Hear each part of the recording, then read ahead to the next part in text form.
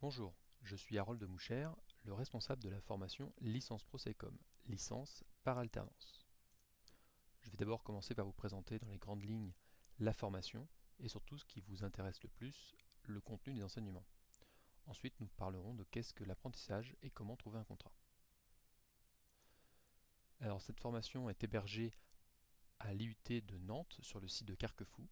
Donc, vous voyez ici la localisation géographique de l'IUT au nord-est de Nantes.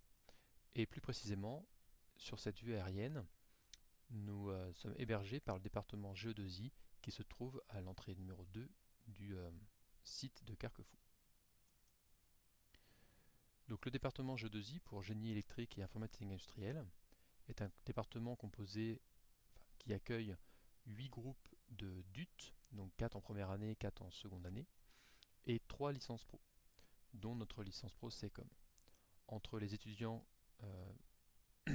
entre les alternants du DUT et des alternants de ces 3 licences, nous accueillons 50 apprentis, ce qui montre l'importance de l'apprentissage dans notre département Géodésie. Alors l'objectif de la licence ProSecom, c'est l'insertion professionnelle. Déjà, les étudiants sont quasiment tous alternants et ils ont donc déjà sur leur CV une année d'expérience à l'issue de la formation. À l'issue de la formation, on peut observer qu'ils ont déjà 50% d'entre eux ont déjà un emploi juste à la fin de leur contrat. Alors, généralement, ils continuent dans la même entreprise que leur alternance. Mais si on regarde un petit peu plus loin, là, dans cette enquête qui se passe 18 mois après leur diplomation, eh bien on voit que 90% des étudiants ont un contrat. Alors, pour faire quel métier? Donc, ce slide présente différentes familles de métiers en utilisant les codes ROM, qui sont une nomenclature spécifique des métiers. Et on va retrouver des métiers en lien avec les réseaux et les télécoms, et puis le développement informatique, qui sont les deux grands axes de la formation. On va aussi trouver des métiers en lien avec l'électronique, alors principalement l'électronique numérique, mais aussi un petit peu dans l'électronique analogique, puisque certains de nos étudiants arrivent dans la formation avec déjà des compétences dans ce domaine. La plupart de nos diplômés sont ensuite des techniciens qui travaillent soit dans des bureaux d'études, soit dans des services R&D, mais aussi dans des services de maintenance ou des services de relations clients. Donc dans les enquêtes que l'on fait auprès de nos étudiants, on leur demande souvent de nous donner l'intitulé du poste sur lequel ils travaillent. Donc là vous avez des exemples de postes qui nous sont retournés par nos diplômés. Donc on retrouve des métiers en lien avec les applications sans fil, mais aussi les logiciels embarqués. Alors, comme la formation s'intéresse beaucoup aux objets connectés, on retrouve aussi de l'Internet embarqué, et puis de la radiocommunication, etc. Donc la formation forme principalement les étudiants à devenir des intégrateurs de systèmes intelligents, c'est-à-dire ils vont être capables de mettre ensemble des composants de nature différente pour en faire des systèmes embarqués, principalement des IoT, des objets connectés. Donc pour cela, on va s'intéresser à des problématiques de systèmes embarqués. Donc il y aura des compétences au niveau des langages de programmation, de la programmation de microcontrôleurs, mais aussi des systèmes temps réel et le Linux embarqué, qui sont de plus en plus utilisés dans les IoT. Et puis aussi des problématiques d'images et de vidéos compressées, puisqu'on a régulièrement des caméras qui sont embarquées sur ces objets. Il faut être aussi capable de communiquer en utilisant des communications numériques. Donc ces objets doivent être capables de communiquer. Donc pour cela, on va voir comment cette communication se met en œuvre d'un point de vue électronique, mais aussi comment organiser ces objets dans une architecture réseau. Il faudra aussi s'intéresser aux problématiques de sécurité sur les réseaux. Tout au long de la formation, les étudiants vont voir des différentes technologies sans fil, dont je donne quelques exemples ici. Alors, qui intervient dans la formation? Principalement des enseignants du département Géodésie, puisque la formation se place dans la continuité de ce département. Mais nous avons aussi des partenariats avec deux lycées, le lycée Nicolas Appert et le lycée Eugène Nivette. Donc certaines formations se passent dans ces lycées et avec les enseignants de ces lycées. Ces lycées accueillent des BTS qui intègrent régulièrement notre formation. Il y a aussi des enseignants qui viennent de Polytech Nantes, qui sont nos voisins géographiques, et aussi de l'université Gustave Eiffel. Donc c'est un partenariat très intéressant, puisqu'ils sont spécialistes des systèmes embarqués. Nous, nous avons aussi à cœur à avoir des intervenants d'industriels du domaine. Généralement, les intervenants industriels appartiennent à des entreprises spécialistes des systèmes embarqués ou des objets communicants. La formation permet de valider 60 ECTS qui correspondent à 600 heures de formation qui se séparent en 6 unités d'enseignement. On voit d'ailleurs que l'activité en entreprise contient un fort poids dans la formation, 12 ECTS sur les 60, pour montrer que la part entreprise est très importante dans la formation. Alors maintenant, je vais détailler les différentes UE. Donc l'UE 1 est une UE de renforcement des bases. Comme nos étudiants arrivent dans la formation avec des prérequis différents, il est important d'homogénéiser les niveaux de tout le monde en revoyant les fondamentaux qui permettront de bien appréhender les UE suivantes. Donc de l'informatique industrielle, notamment pour la logique programmable, algorithmique et langage C, puisque ce langage est utilisé dans de nombreux modules ensuite, de la programmation orientée objet en Java, et puis bien sûr de la programmation microcontrôleur pour les systèmes embarqués. La seconde UE est la seconde UE intitulée Formation scientifique a pour but l'acquisition de connaissances scientifiques fondamentales qui vont permettre la mise en œuvre des technologies communicantes. Donc notamment la transmission du signal. Donc c'est le seul module qui contient un petit peu d'électronique analogique, de l'architecture réseau, qui est un module important dans la formation sur les objets communicants, et de la programmation avancée, qui est un module dans la continuité du module précédent de Java. L'UE suivante, technologie avancée, est le cœur de la formation et se repose du coup sur les modules précédents. Communication sans fil, où vous allez étudier notamment le Wi-Fi, mais aussi d'autres systèmes communicants, d'autres réseaux communicants. De la gestion d'énergie, puisque nos objets communicants sont censés être plus ou moins autonomes en énergie. De l'informatique embarquée, donc là vous allez faire du Linux mais aussi du FPGA. Programmation mobile, c'est de la programmation Android. Système temps réel. Système multimédia pour la compression, comprendre comment sont compressées les images pour pouvoir être transmises de façon efficace. Un module de réseau et sécurité dans la continuité du module d'architecture réseau. Et puis un module de technologie web pour apprendre comment on peut embarquer un serveur web sur un objet connecté. L'UE4 est une UE de formation transversale et comprend des éléments qui sont essentiels à tout technicien, notamment de la gestion de projet. Alors on l'oriente plutôt sur la gestion de projet informatique avec notamment l'étude d'un système Git. La communication, qu'on va focaliser sur la communication en entreprise, notamment sur la rédaction d'un cahier des charges. L'anglais, puisque l'anglais est indispensable pour tout technicien moderne. Les documentations sont en anglais et nos techniciens doivent être capables de communiquer avec des clients ou des entreprises à l'international.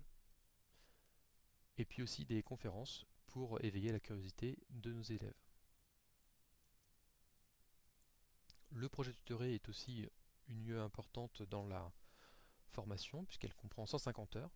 L'objectif de ce projet est que les étudiants travaillent en autonomie et pour concrétiser les compétences qui sont acquises dans les différents modules. Donc il y a une première partie où ils vont s'amuser à transférer ce qu'ils ont vu en TP théorique sur une plateforme que je vais présenter juste après.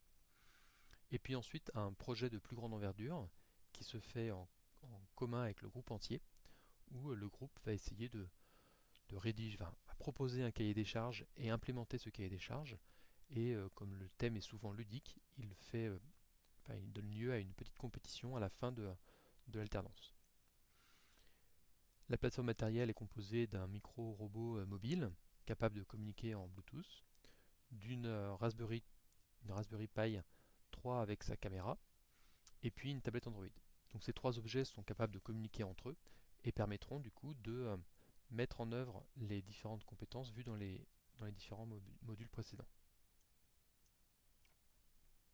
Voilà pour le contenu de la formation.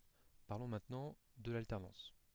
L'alternance se concrétise d'abord par un calendrier de présence en entreprise et de présence en formation. Donc les zones rouges sont les présences en entreprise. On voit ici qu'on commence par 10 jours en entreprise. Le but est de s'intégrer dans l'entreprise, de comprendre les missions de l'entreprise et ce qu'on va vous demander de faire dans cette entreprise. Ensuite, on commence une alternance 15 jours, 15 jours, 15 jours en formation, 15 jours en entreprise. Donc cette période permet de faire un compromis entre le fait d'avoir besoin de temps pour s'investir dans des problématiques pédagogiques, mais aussi des problématiques des missions en entreprise. Donc on pense que c'est un bon compromis, la durée de 15 jours. Et une fois qu'on a terminé l'alternance, c'est-à-dire début mai pour cette année, eh bien on attaque une période où vous êtes 100% en entreprise. Pendant l'année, vous aurez plusieurs occasions de rencontrer du coup l'entreprise et l'équipe pédagogique dans des rendez-vous privilégiés, donc notamment des visites du tuteur en entreprise, mais aussi des soutenances à l'IUT. Donc il y aura deux soutenances qui seront prévues, une début mai pour présenter les travaux en entreprise que vous avez fait pendant les périodes du début de l'année, et puis une à la fin août, ici le 24, où vous présenterez du coup votre activité d'entreprise de la deuxième période. Alors qui candidate en licence ProSecom? Donc là vous avez des statistiques sur l'origine des étudiants qui sont acceptés en licence pro, donc ce n'est pas exactement les proportions des candidats, mais les dernières promotions étaient constituées à 50% de DUT-G2I, donc ce qui paraît naturel puisque la formation est dans la continuité de ce DUT. Nous accueillons aussi une bonne proportion d'étudiants en BTS, notamment des étudiants de BTS SNIR, mais aussi d'étudiants de BTS SNEC. Donc c'est un petit peu plus difficile pour les étudiants de BTS SNEC parce qu'ils ont plutôt des compétences en électronique analogique, ce qui ne se retrouve pas dans la formation ensuite. Nous accueillons aussi de temps à autre des étudiants de d'autres DUT ou de d'autres licences. Et puis tous les ans, nous avons un ou deux étudiants qui viennent de l'international. L'année dernière, il y avait 2 étudiants mexicains. Alors comment candidater? D'abord, il faut aller vous inscrire sur le site IUT Pays de la Loire. Le site de candidature est ouvert depuis le 1er février et jusqu'au 10 juin. Vous créez votre compte et à partir du moment où vous avez créé votre compte sur ce site, nous sommes au courant de votre intérêt pour la formation et nous pouvons éventuellement vous contacter pour vous demander des pièces complémentaires par exemple ou vous informer d'événements particuliers. Donc créez votre compte dès que possible. Ensuite, déposez les pièces à fournir sur le site. Vous n'êtes pas obligé de tout déposer dans une seule fois, mais on vous demandera du coup un CV à jour, une lettre de motivation pour intégrer la formation, et puis l'avis de poursuite d'études de votre formation précédente. Une fois que vous avez déposé toutes les pièces, vous validez votre candidature, et une fois qu'elle est validée, votre dossier pourra être présenté lors des jurys dont je vais parler juste après. Et vous pouvez commencer à chercher une entreprise. Donc si vous avez déjà trouvé une entreprise, vous pourrez déposer les pièces dans votre dossier, mais si ce n'est pas encore le cas, c'est pas grave, vous pouvez quand même présenter le dossier au jury. Lors des jurys, les étudiants avec un bon dossier et une entreprise sont placés en liste principale et du coup ont une place assurée en septembre. Mais les dossiers avec le niveau suffisant mais pas d'entreprise seront mis en liste complémentaire. Seuls les étudiants en liste principale auront une place à la fin d'année, enfin au début d'année. Pour passer de liste complémentaire à liste principale, il vous faut trouver une entreprise et puis bien sûr dans la limite des places disponibles dans la formation. Donc c'est pour ça qu'il y a 2 jurys, un en mars, un fin mars pour constituer principalement la liste complémentaire, et puis un fin juin pour transférer, nous l'espérons, le plus possible d'étudiants de la liste complémentaire vers la liste principale. Alors vous pouvez trouver deux types de contrats, des contrats de professionnalisation et des contrats d'apprentissage.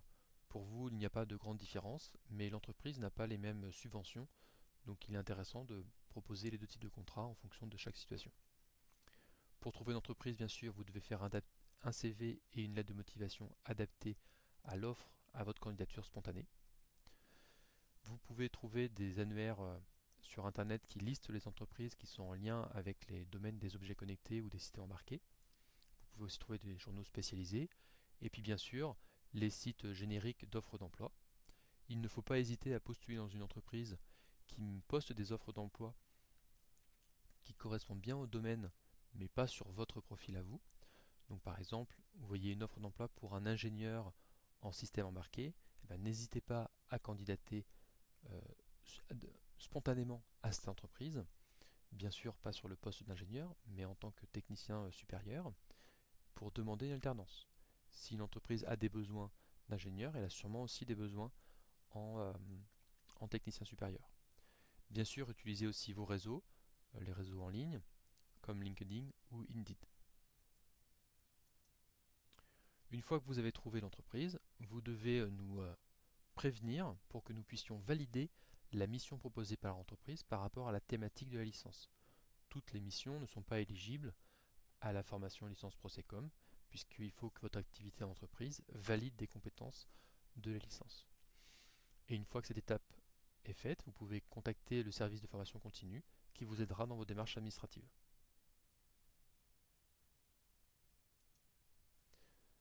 Merci, rendez-vous à 15 h dans la fac. Et si vous voulez un rendez-vous personnalisé pour discuter de votre situation, n'hésitez pas à nous envoyer un mail à cette adresse pour prendre un rendez-vous par visio ou téléphone.